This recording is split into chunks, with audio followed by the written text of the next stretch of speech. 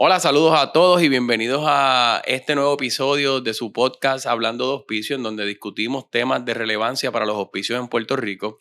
Y hoy no va a ser la excepción porque hoy vamos a estar hablando de qué es lo que nosotros podemos esperar en el 2024 con los cambios que han surgido en el modelo del BIV, del famoso Medicare Advantage Carve-In. Y para eso nosotros quisiéramos hoy poder comenzar por compartir algunas estadísticas que a lo mejor nos van a ayudar a crear un poco de contexto y nosotros podamos medir y ver cuál ha sido el impacto de este proyecto en los hospicios de Puerto Rico. Una de las cosas que yo quiero compartir con ustedes durante el día de hoy es la utilización que nosotros podemos sacar de las estadísticas de Medicare, en donde nos dicen cuántos pacientes se han ido atendiendo por año. Esta estadística, la más reciente, está hasta el 2021, así que vamos a compartir estadísticas desde el 2018 y para que ustedes tengan una idea, según las estadísticas de Medicare, la utilización de hospicio para Puerto Rico en este año 2018 se atendieron 9.278 pacientes. Medicare le pagó a los hospicios en Puerto Rico alrededor de 96 millones de dólares. Y la estadía promedio para el 2018 estaba rondando en los 96 días pacientes. Esa estadística a mí me parece que es una estadística bastante buena, sobre todo porque nosotros veníamos de experimentar el evento de María en el 2017, así que podemos notar que hay cierta recuperación, ¿verdad? En términos de los pacientes que se atendieron y que se mantuvo estable la parte del servicio de hospicios en Puerto Rico. Cuando nosotros miramos entonces el 2019, nosotros podemos percatarnos que hubo un pequeño aumento, porque de 9.200 subimos a 9.753 pacientes, los pagos aumentaron a 101 millones de dólares y la estadía promedio se quedó en 96 días pacientes. Así que nosotros experimentamos un aumento en pacientes, pero no experimentamos un aumento en esa estadía promedio. Es bien importante que nosotros podamos notar que cuando nosotros hablamos de una estadía promedio de 96, estamos ubicándonos siempre entre las primeras 3 jurisdicciones con la estadía promedio más alta. Hay estados donde la estadía promedio está por debajo de los 60, por debajo de los 40, y en el caso de nosotros consistentemente está saliendo por encima de los 90. Cuando nosotros miramos entonces las estadísticas del 2020, estas estadísticas del 2020 nos llevan a ver 9.985 pacientes, o sea que estábamos bien cerca de esa línea de los 10.000 pacientes y nos ubica con unos pagos totales de 104 millones de dólares para los hospicios en Puerto Rico, con una estadía promedio de 97. Hubo un aumento en pacientes, hubo un aumento en pagos y hubo un ligero aumento en la estadía promedio de 96 a 97. No es un aumento sustancial, pero es un aumento que todavía nos mantiene entre las primeras 3 jurisdicciones con la estadía promedio más elevada. ¿Y por qué yo menciono esto? Yo menciono esto porque es importante, porque en muchas de las conversaciones que nosotros tenemos dentro de los hospicios en Puerto Rico, siempre sale a relucir que los pacientes o nos están llegando muy tarde, nosotros no estamos recibiendo los pacientes a tiempo. Cuando vamos a ver un paciente, a lo mejor el paciente nos dura 7 días, a lo mejor el paciente a veces hasta fallece en el proceso de admisión y no podemos ni siquiera completar el proceso de admisión, pero cuando vemos toda la data completa, englobada, esto nos está llevando a ser una de las jurisdicciones con la estadía promedio más alta. Así que si nosotros como hospicio fuéramos a argumentarle a Medicare, mira Medicare, la estadía promedio en Puerto Rico está siendo muy bajita, los pacientes no se están aprovechando de los servicios de hospicio. Cuando ellos miran la data de utilización, lo que se demuestra es que todavía nosotros permanecemos como una de las jurisdicciones con mayor estadía promedio, con 96, 97 en esos 3 años, 2018, 2019 y 2020. Ahora bien, en el 2021 fue que comenzó el proyecto del VIVIT en Puerto Rico, donde estaban participando 2 de las compañías de Medicare Advantage que más nosotros conocemos. En el caso de Triple S, estaba participando Triple M y PMC. Y eso, pues obviamente hace que estos números que nosotros vamos a presentar hoy cambien y comienzan a demostrar la realidad del impacto de este proyecto VIVIT en Puerto Rico. Cuando miramos las estadísticas de utilización de Medicare, de 9.985 pacientes se disminuyó a 6.716 pacientes. Ahora, yo quiero que nosotros entendamos que esto no significa que nosotros atendimos como hospicio, se atendieron 3.000 pacientes menos. Lo que esto indica es que esos 3.000 pacientes que consistentemente se estaban atendiendo por los pasados años no fueron pagados por Medicare. Y si no fueron pagados por Medicare, nosotros podemos argumentar que esos 3.000 pacientes que consistentemente eran lo que nosotros estábamos atendiendo, estuvieron siendo pagados en el 2021 por los Medicare Advantage. Es decir, fueron pacientes del VIVID. Ahora, esto tiene un impacto que nosotros debemos mirar porque es importante. Los pagos que hacía Medicare directo a los hospicios de 104 disminuyó a 76 millones de dólares. Nosotros tenemos un aproximado de 30 millones de dólares de diferencial entre los pagos que se recibieron en el 2020 y los pagos que se recibieron de Medicare en el 2021. Ahora, una de las estadísticas que a mí en lo personal más me impactó es que esa estadía de promedio de pacientes, ese length of stay como comúnmente se le conoce, subió de 97 en el año anterior a 105. Y esto nos ubica como la jurisdicción con mayor estadía promedio. Y me parece que esta estadística es bien importante porque el proyecto del VIVID no solamente está teniendo un impacto en la parte económica de los hospicios, no solamente está teniendo un impacto en cómo nosotros procesamos nuestros pacientes, sino que comenzó a tener un impacto en los pacientes de Medicare, porque ahora esos pacientes de Medicare tienen una estadía mayor, tienen una estadía promedio mayor, ubicándolo en 105 días.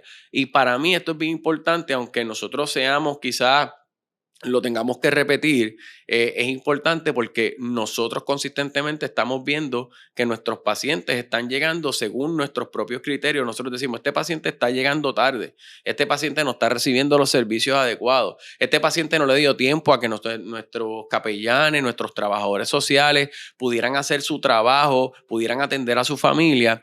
Pero cuando lo miramos desde la estadística de utilización oficial de Medicare, nos está diciendo totalmente lo contrario. Y cuando yo digo totalmente lo contrario es porque consistentemente nos estamos ubicando como la jurisdicción o una de las jurisdicciones con mayor estadía promedio. Ahora bien, esto quiere decir que estos 30 millones que nosotros dejamos de recibir en pagos directos de Medicare se comenzaron a recibir en pagos de Medicare Advantage.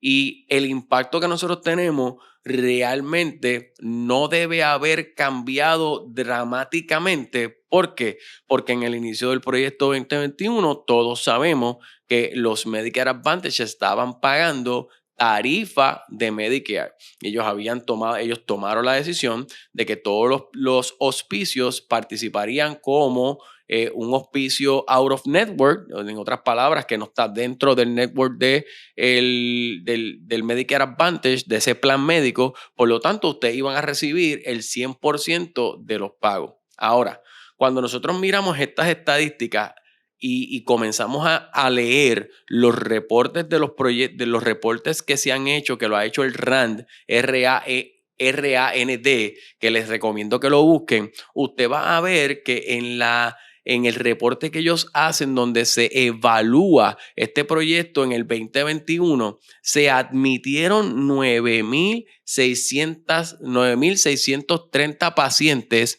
en el VIVID.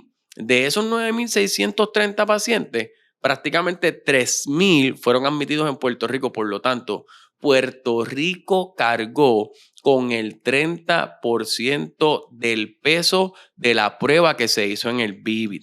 Y esto es bien importante entenderlo porque esto quiere decir que la jurisdicción que mayor experimentó o que mayor experiencia tuvo con el VIVID y su impacto fue Puerto Rico. Al día de hoy nosotros sabemos que para el 2024, y ya fue enviado un comunicado, Triple M no va a participar, Triple S va a participar. Y aunque todavía no tenemos los números para evaluar concretamente el 2022, nosotros entendemos que el porciento de pacientes que se admitieron a través del VIVIT en el 2022 aumentó, y nosotros pudiéramos estar mirando que para el 2022 estos números que nosotros vemos de utilización de Medicare pueden aún disminuir por debajo de los 6,000. Y también tenemos que tomar en consideración que para el 2022 y el 2023 se comenzaron a recibir pagos a auspicios contratados que posiblemente no son de la misma cantidad de pagos que se recibieron a los out of network. Por lo tanto, ese pago directo a los auspicios pudo verse afectado, y puede quizás comenzar a notarse una diferencia en ese dinero que le llegaba directo al hospicio y que ahora le llega al Medicare Advantage para que el Medicare Advantage administre el beneficio de hospicio. Así que de 9,630 vidas que se admitieron en hospicios bajo este programa del VIVIT, nosotros asumimos prácticamente el 30% de esa prueba con sobre 3,000 pacientes. Ahora bien, esa cantidad de pacientes que nosotros estuvimos mirando durante el 2021, 2022 y 2023 va a disminuir en el 2024. Y una de las razones por las que esta prueba va a disminuir en el 2024 es por la salida de 3M. Y es bien importante que usted sepa, la participación de los Medicare Advantage es totalmente voluntaria. Eso quiere decir que Triple M puede no participar en el 2024 y regresar a participar en el 2025 o en el 2026. Recordemos que hay algo que es bien importante, y es que al principio del proyecto, cuando el proyecto estaba destinado para completarse en el 2024, Medicare había anunciado que le iba a otorgar ciertas flexibilidades en el 2024 a los Medicare Advantage que estuvieran participando, permitiéndole que pudieran enviar los pacientes directamente a sus hospicios contratados, es decir, que pudieran estar utilizando su network. Cuando se hace el anuncio de que el proyecto iba a aumentar la cantidad de años y que en lugar de terminar en el 2024 iba a hacerse hasta el 2030, entonces Medicare determinó y la Oficina de Innovación determinaron que en lugar de ofrecer flexibilidades a los planes médicos en el 2024, iban a ofrecer esas flexibilidades en el 2026. Por lo tanto, extienden eso también por 2 años. Y obviamente eso tiene un impacto en los hospicios no contratados y en los hospicios contratados, porque en el caso de los hospicios contratados están trabajando con una tarifa preferencial o con una tarifa contratada, pero aún el plan médico, el Medicare Advantage, todavía no puede utilizar su network. Es decir, todavía tiene que permitir la participación de hospicios no contratados a los que ellos tienen que pagarle el 100% de la tarifa de Medicare. Así que si usted es un hospicio que aún no ha sido contratado, todavía tiene oportunidad para poder buscar el contrato. Lo que nosotros hemos visto consistentemente y hemos estado participando en conferencias de la National Hospice en Arkansas recientemente, en el mes de octubre. Estuvimos participando también de la conferencia de la NAC para el mes de octubre también, que se hizo en Washington. Y en ambas conferencias fueron muy consistentes en decir y explicar que se entiende que el Medicare Advantage, Carvin, vino para quedarse y que ya hay que comenzar a buscar la forma de poder hacer acercamientos con los planes médicos, que es algo que nosotros habíamos anunciado desde que nosotros comenzamos a hacer estas conferencias 2019, 2020, donde nosotros estábamos afirmando que el modelo propio de negocio de hospicio, la forma de buscar pacientes, la forma de operar, tenía que empezar a tener un cambio que les permitiera a las agencias de hospicio aclimatarse al cambio que venían. Medicare, por los reportes que recibe, no logró identificar o no logró llegar posiblemente a los números que ellos esperaban, porque en el reporte del RAND se especifica que aún no tienen los elementos y el criterio para poder determinar que este proyecto le está ofreciendo a CMS una serie de ahorros o que por otro lado esté aumentando la calidad de los servicios o el acceso a los servicios que reciben los pacientes de hospicio. Esta es precisamente la razón por la que ellos determinan, mira, tenemos que extenderlo,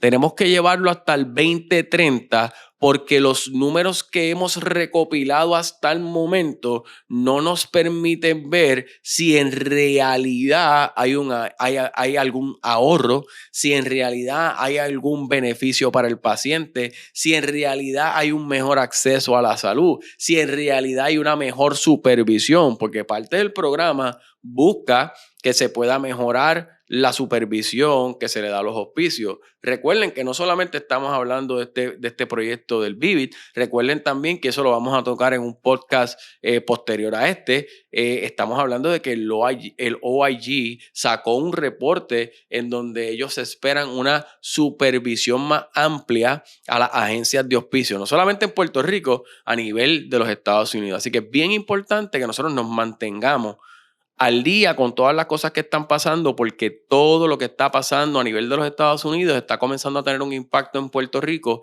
y ese impacto en Puerto Rico a veces no nos damos cuenta que se duplica, porque nosotros también tenemos el problema de la falta de recursos de personal, la falta de médicos visitantes. Estamos teniendo una serie de situaciones que van más allá de lo que nosotros estamos trabajando con el video. Al contrario, que a veces dificultan nuestro proceso de adaptación al momento de enfrentarnos a los nuevos proyectos y a los nuevos procesos y a los nuevos modelos que Medicare está proponiendo. Cuando nosotros miramos el 2024, ¿qué es lo que se quedó en el 2024?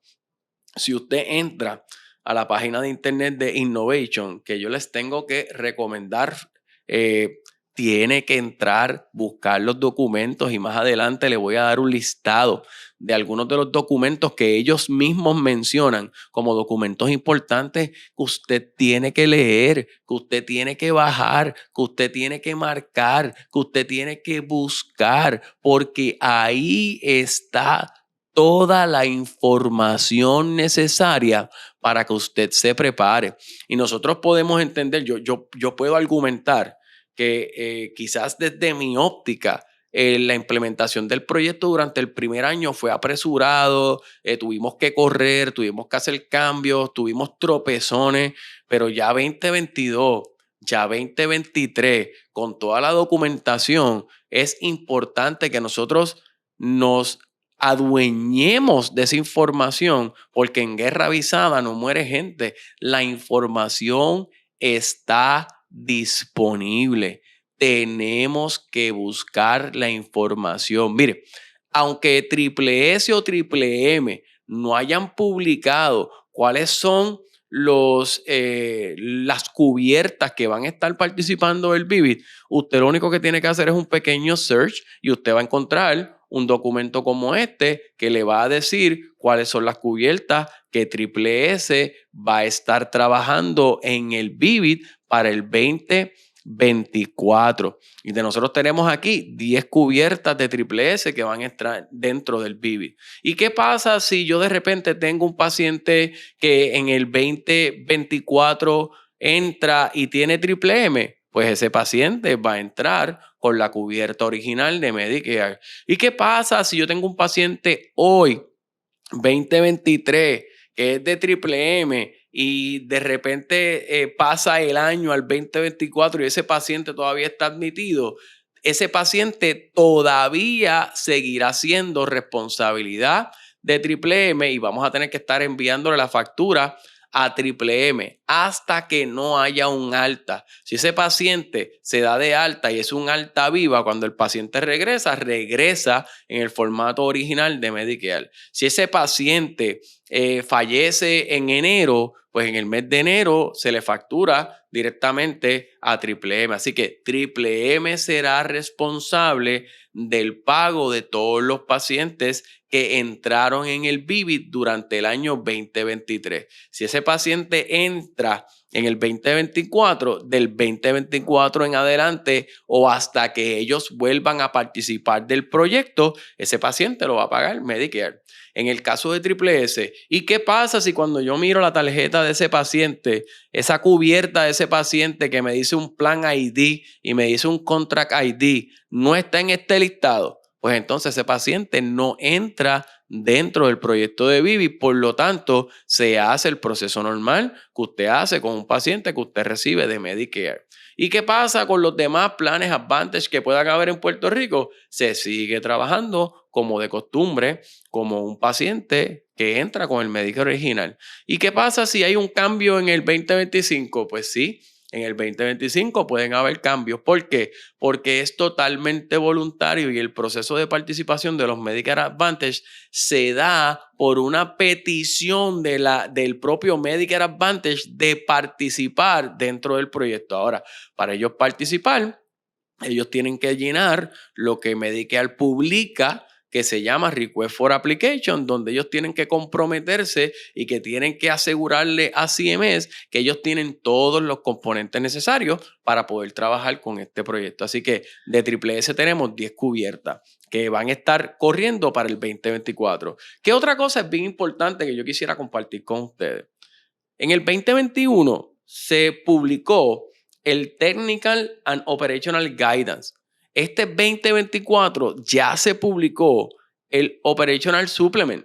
Eso quiere decir que hay una información adicional que usted tiene que buscar para poderse instruir, porque tiene información que es súper importante que nosotros podamos entender, sobre todo porque ya nosotros tenemos que ir buscando, independientemente de si somos un out of network o un in network, la forma en cómo nosotros podemos compenetrarnos mejor con el plan médico, cómo nosotros podemos ser una mejor herramienta para el plan médico. Y que yo tengo que decir que en los últimos meses hemos visto cómo los planes médicos han tratado de seguir buscando alternativas para que, por ejemplo, el proceso de NOE sea más sencillo, que el proceso de los NOTR sea más sencillo, que usted pueda enviar su factura y usted pueda recibir un pago. Así que yo tendría que decir que, a diferencia de lo que yo he escuchado cuando estuve en los Estados Unidos, los Advantage en Puerto Rico operacionalmente están haciendo unos ajustes que benefician a la agencia dentro del proceso. Que esto no quiere decir que todavía podamos tener algunos ajustes, pero esos ajustes, en lugar de ser controversiales, deben ser ajustes que nosotros podamos llegar a donde el plan médico y decirle, mire, ¿y qué tal si comenzamos a hacer esto? ¿Qué tal si utilizamos esta alternativa? Porque hemos visto que están totalmente abiertos a diferentes opciones y están totalmente abiertos a escuchar las sugerencias de los auspicios. Dentro de esta guía operacional hay varias cosas que a mí me parecen que son fundamentales que usted pueda trabajar. En primer lugar, usted tiene que entrar a la página de Innovation Center de CMS y que usted pueda leer algunos documentos que voy a mencionar. Primero, el Request for Application, que es un documento que está dirigido a aquellos Medicare Advantage que quieren participar. Y usted me podrá decir, Kevin, es que yo no soy un Medicare Advantage que quiero participar. Bueno, lo que pasa es que en ese Request for Application están los requerimientos que cada Medicare Advantage tiene que tener para poder cumplir con el Hospice Component que está promoviendo CMS. Es decir, que lo que es una regla para ellos en el Request for Proposal va a hacer que usted tenga el conocimiento de qué es lo que tiene y qué es lo que necesita tener ese Medicare Advantage para poder ser partícipe de esto. El segundo documento que a mí me parece que es bien importante es el Vivid Hospice Benefit Component Monitoring Guidelines. Medicare CMS, dentro del Innovation Center, ha publicado un documento con las guías de monitoreo. Es decir, le están diciendo al Medicare Advantage, yo te voy a monitorear de esta manera. Y nosotros como agencia debemos procurar entender cómo se monitorea, cómo se supervisa, cómo se trabaja con los Medicare Advantage para nosotros poder tener un mejor entendimiento. No solamente yo reconozco que nosotros sabemos de auspicio. Nosotros hemos estado trabajando con auspicio por años, de años, de años, de años. Ahora nos toca poder entrar en la relación entre CMS, el Medicare Advantage y el auspicio. Y yo quiero entender qué es lo que CMS le pide al Medicare Advantage y qué es lo que el Medicare Advantage tiene que responderle. Si yo conozco eso, yo voy a tener la facilidad de poder adaptarme a todos los cambios que se están viendo durante este proyecto piloto. Debes poder también entender lo que sería el Vivid Model Hospice Component de la fase 2 y lo que sería el Network Adequacy Guidance. Consistentemente hemos visto que una de las quejas principales es, pero ¿y por qué no contratan a todo el mundo? Bueno, no contratan a todo el mundo porque CMS publica que ellos tienen que tener una adecuacidad de su network. Y esa adecuacidad de su network es una adecuacidad que se mide. Y le dice, en esta región tú necesitas tantos auspicios. Y si esa fórmula lo que me da es que en cierta región yo necesito 4 auspicios, pues yo voy a querer contratar entonces 4 auspicios. Tenemos que mirar eso porque si yo quiero decirle a Medicare, mira Medicare, no me están contratando, mira Medicare, están contratando demasiado a muy pocos proveedores para la cantidad de pacientes que tenemos que atender, es a través de la adecuacidad y de esa guía de adecuacidad de network que nosotros podemos ir a Medicare y decirle, mira, basado en la guía de adecuacidad, hay algunos pacientes que nos van a tener un acceso de servicio, no van a tener el mejor de los servicios, no van a llegar a tiempo a recibir los servicios y todo lo que tenga que ver, que afecte o todo lo que afecte el servicio que se le puede proveer a un paciente, eso es lo que CMS va a mirar como prioridad. La prioridad es el acceso a la salud de ese paciente. Si yo comienzo a mirar ese network, lo que ellos le llaman adequacy guidance, pues yo puedo comenzar a entender cómo yo puedo trabajar con CMS algunos planteamientos de que mira, tenemos que aumentar los contratos o tenemos que aumentar la cantidad de auspicios contratados dentro del network. Y tienes también el Communication and Marketing Guidelines y tienes también el Capitation Payment Rate Actuarial Methodology. Tienen que consistentemente buscar estos documentos porque año tras año Medicare los está publicando y los está publicando con el propósito de poder ofrecer alguna transparencia en el proceso. Entonces, cuando nosotros le exigimos a los Medicare Advantage, no, el auspicio se trabaja de esta forma. Bueno, tenemos también un poco que poner de nuestra parte y buscar los documentos y las guías y las reglas que se están trabajando a través de este proyecto, porque son públicas. Eso, si ya están publicadas, nadie las va a leer por nosotros. Tenemos que ir nosotros a buscarlas para leerlas y estar informados de lo que está aconteciendo. Una de las cosas bien importantes dentro de este suplemento es que se le está diciendo a los Medicare Advantage que ellos tienen que buscar la forma de procesar las reclamaciones de auspicio en alineamiento con el capítulo 11, que es el Medicare Claim Processing Manual.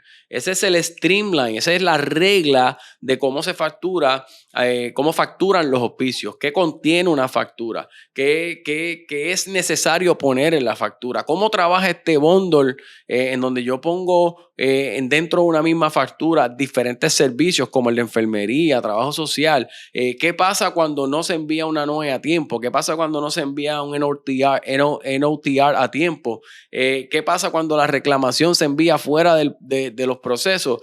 Todo eso está en el capítulo 11 y es bien importante que también recordemos que este capítulo 11 tiene el efecto para aquellos auspicios que son out of network.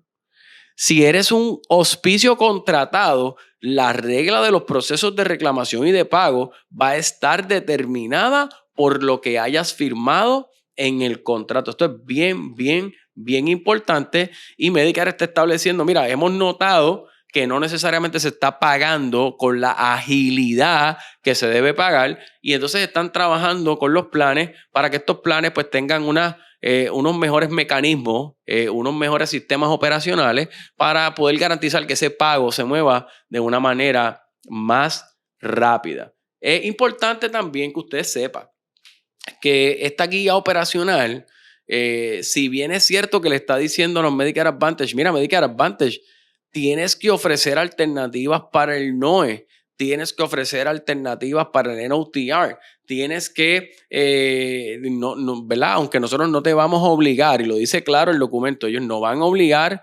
que el plan médico reciba las reclamaciones a través de Clearing House, los NOTR y los NOE a través de un Clearing House, a través de un EDI. Ellos no lo van a exigir, pero sí le están diciendo que si no vas a tener eso, tienes que garantizar que los procesos que tengas puestos en su lugar deben ser procesos que faciliten y que viabilicen el proceso de que el hospicio te someta la documentación. Y yo tengo que decir que nosotros hemos visto que en estos últimos tiempos se ha dado esta propuesta en donde se están ofreciendo alternativas para que se puedan enviar los NOE a tiempo. Lo que dice la guía es que si el plan no puede ofrecer sistemas operacionales que viabilicen el envío a tiempo de la NOE, no pueden penalizar al hospicio. Ahora, ojo, cuidado, porque si te están ofreciendo mecanismos para que usted pueda poner la NOE como un documento en un archivo, o si le están permitiendo que usted lo pueda enviar a un correo electrónico seguro, o si le están permitiendo que usted lo ponga en un sistema y que no necesariamente sea exactamente la copia del DDI, ojo, están ofreciendo alternativas para que usted lo pueda someter a tiempo. Si usted no lo somete a tiempo, aún con las alternativas que el plan le está ofreciendo, el plan está en todo su derecho de cumplir con el capítulo 11. Es decir, van entonces a tomar en consideración que el NOE llegó tardío y van a quitar esos días. Es decir, usted no va a recibir el pago por los días que la NOE fue enviada tarde. Así que esto es bien, bien importante. Lo otro que es bien importante que nosotros podemos sacar de esta guía es que Medicare se ha dado cuenta que no necesariamente los planes médicos cuentan con todo el personal o con todo el andamiaje para poder procesar todo lo que tiene que ver con el beneficio de hospicio. Y lo que le están diciendo dentro de esta guía operacional a ellos es: yo necesito que tú tengas todos los recursos disponibles, que tú tengas todos los sistemas operacionales disponibles. ¿Para qué? Para que el proceso de hospicio, para que este proyecto, para que el beneficio de hospicio, especialmente cuando ya el paciente esté en hospicio, no se vea afectado. ¿Por qué? Porque ciertamente Medicare tiene la preocupación de que si yo como hospicio comienzo a recibir los pagos tardíos, comienzo a recibir chargeback, evidentemente me voy a ver afectado financieramente. Y si yo me veo afectado financieramente, hay una posibilidad de que el servicio que yo ofrezco se pueda ver afectado. ¿Por qué? Porque recuerden que como agencias de salud, usted pone todo lo que el paciente necesita dentro del marco de la regulación y de los diagnósticos terminales del paciente. Usted lo pone upfront antes de usted enviar la factura. O sea que usted está facturando un servicio que ya usted pagó. Por lo tanto, Medicare quiere garantizar que financieramente usted se mantenga estable, operacional, porque si usted se mantiene estable y financieramente operacional, usted puede atender a los pacientes del plan sin que el paciente tenga un efecto nocivo a su tratamiento y a su cuidado. Así que es bien importante que usted busque este documento, que usted lo lea, que usted lo pueda mirar, porque tiene información que es bien, bien importante. La otra información que es bien importante que está contenida dentro de este documento es que Medicare tiene lo que ellos le conocen como un web pricer y le están diciendo a los planes médicos, y esto está hablando en general, aquí no están señalando un plan médico específico, quiero ser bien claro con esto, le está diciendo, mira, tú no puedes utilizar el web pricer para poder establecer el pago que le vas a hacer a un hospicio out of network. ¿Por qué? porque el web pricer no tiene todos los elementos, todos los cambios, todas las tarifas actualizadas que tiene el sistema que se utiliza cuando se paga. Así que Medicare le está diciendo, mira, no utilices el web pricer para poder estimar, porque el web pricer lo que hace es que estima los pagos. Tienes que irte directamente por lo que es el precio del CBSA Code y por lo que se está pagando, la tarifa que se paga para las diferentes regiones donde hay pacientes que están dentro de la cubierta de los Advantage, para que se pareen con el 100% del pago a Medicare. Así que es bien importante que usted lo tenga. Yo quisiera hoy simplemente cerrar con algo que está dentro también, contenido dentro de esta guía operacional, y sé que habrán muchas otras ocasiones para poder hablar de esto, porque esto todavía tiene muchas otras ramificaciones, incluyendo algunos cambios en regulaciones, algunos cambios en tarifas que vienen para el 2024, que lo vamos a tocar en un podcast más adelante, así que usted esté pendiente que lo vamos a estar trabajando. Una de las cosas que más ha notado CMS dentro de este proceso es que un paciente puede estar en el Vivid hoy, cambiarse de cubierta y para el próximo mes no estar en el Vivid. Es bien importante que usted sepa, si el paciente entra con la cubierta de Vivid y ese paciente se cambia de cubierta, el plan médico, el Advantage, es responsable hasta el último día de ese mes y el cambio entra en vigor en el próximo mes, donde Medicare comienza entonces a trabajar con el paciente. Es bien importante que usted sepa también que cuando hay este tipo de cambio no se requiere Notice of Election, no se requiere una NOE nueva. Tiene que enviar la NOE que había enviado originalmente dentro de ese periodo al plan que le corresponda, al Medicare Advantage que le corresponda. No requiere una NOE nueva. Así que usted simplemente imprima la NOE original y usted envía la NOE original con una anotación de que este paciente no entra dentro de un periodo nuevo, sino que continúa y que lo que está cambiando es el pagador. De la misma manera puede pasar con un paciente que esté con un plan, se cambia a otra cubierta con otro plan, esta otra cubierta también esté dentro del Vivid y el plan comienza a ser responsable el primer día del próximo mes que hizo el cambio. O sea que si yo hice el cambio el 10 de abril, por poner un mes, por poner un número, el nuevo pagador comienza a ser responsable del pago de ese paciente el 1 de mayo. Así que seguimos enviando. Ahora, es importante que nosotros notemos también que se tiene que estar trabajando con esto. ¿Por qué? Porque a veces no nos damos cuenta que este paciente ha cambiado hasta que nosotros no recibimos un rechazo de la reclamación que le enviamos al plan. En el caso de los clientes de nosotros, pues nosotros tenemos el beneficio de que si no te pago el plan, te paga Medicare, porque yo estoy enviando la misma reclamación a los dos lugares, o sea, automáticamente. Pero, recomendación, trate de correr elegibilidad de su censo activo por lo menos una vez cada 3 meses, para que usted pueda verificar si ese paciente tuvo algún tipo de cambio de cubierta. Yo como paciente tengo el derecho de poder cambiarme de cubierta dentro de mi mismo Advantage. Yo tengo el derecho de poder cambiarme a otro Advantage. Siempre hay unas formas de hacerlo y nosotros tenemos que estar pendientes y validar que le estamos enviando nuestras reclamaciones al pagador correcto. Nosotros vamos a seguir hablando de esto y espero, ¿verdad?, que esta información haya sido de muchos beneficios para ustedes. Tenemos que prepararnos, tenemos que mirar nuestros modelos de negocio. Las cosas están cambiando, la forma en que nosotros vamos a estar buscando pacientes va a estar cambiando y nosotros queremos mantenerlos a ustedes informados de todo lo que va aconteciendo. Así que manténgase al día, manténgase pendiente a nuestras notificaciones, porque de seguro vamos a estar haciendo un podcast para cerrar el año en donde vamos a hablar de qué es lo que nosotros esperamos a nivel de CMS, a nivel del OIG, con los auspicios tanto en los Estados Unidos como en Puerto Rico. Así que la pasen bien, que la pasen bonito y a prepararse, que estos cambios no nos van a coger desprevenidos y vamos a poder seguir haciendo lo que nos gusta hacer, darle servicio a nuestros pacientes.